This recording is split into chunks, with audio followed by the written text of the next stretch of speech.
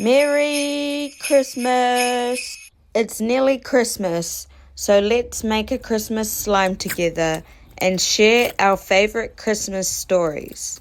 I'll go first. Growing up, we didn't really have much, but my dad would always make sure to get us something small for Christmas. One Christmas, we got a stack of A4 printer paper and pencils.